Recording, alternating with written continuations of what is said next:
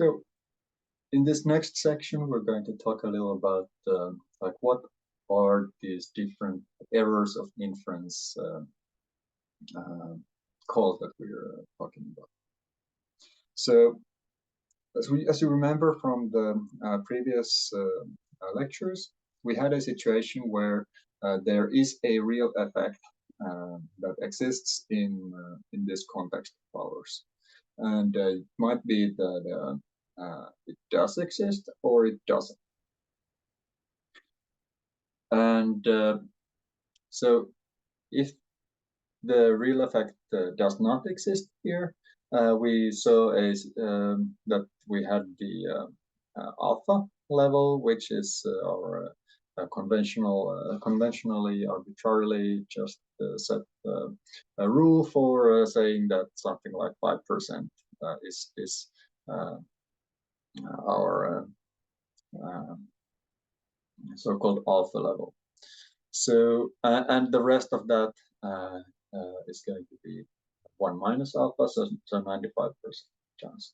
So if there is no effect, our statistical test will say that there is a there is an effect 5% of the time.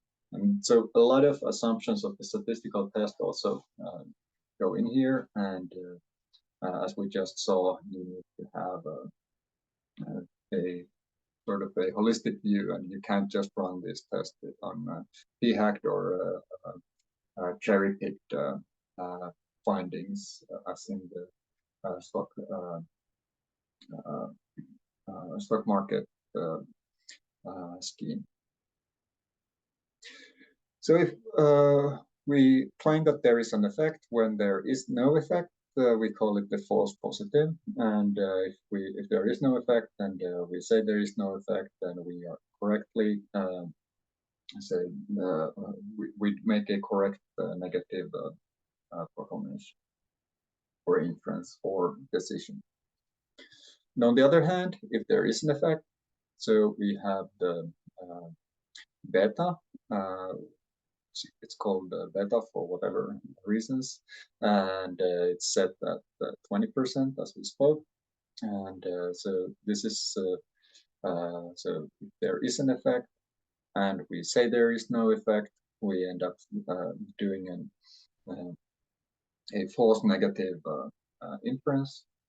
And then we have the statistical power on the other side, where we can say where we correctly proclaim that an effect exists when in fact it does. Okay, so this is what we already went through, but what you need to know about this is that these two are obviously errors, and we call this one type 1 error and this one type 2 error. So if you want a visual about it, so type 1 error would be telling this guy that he's pregnant when he is not, and type 2 error would be saying that you're not pregnant when you actually are. This may help. My rule of mnemonic rule is to think about that. Think that you first jump into conclusions, and then you refuse to be convinced. So type 1 and type 2. Type 1 is when you jump to a conclusion, and type 2 is when you refuse to believe something real. But there are more. There's more. So there are also errors called type S and type N, which might be useful if because often in real world contexts we might not actually care if we made a correct prediction. We care about whether we made whether we are making a disastrously wrong prediction or not. And so this type S error is that you have these, say you have an urn with blue balls and red balls, and you draw those from the urn, and you say that these red balls are statistically significantly smaller than the blue one. So this would be a type S error. So you're saying that something is bigger than something else when actually it's smaller, or you say that uh, this thing makes your health better when in fact it doesn't make it better, it actually makes it a lot worse.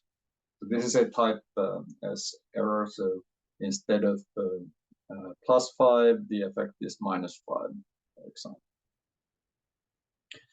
And the other type of error, this type M error, is called the magnitude error, and where you proclaim that actually the red balls are 10 times bigger than the blue ones, even though it might be just 10%. These are surprisingly common, and because often the statistical reasoning is not super sound, you have like a quite surprising probability that you're going to end up making an inference where, especially with when you're doing selective reporting, that something is actually orders of magnitude, and by an order of magnitude, adding zeros after the one. So 100 is one order of magnitude larger than 10, and 10 is one order of magnitude larger than 1.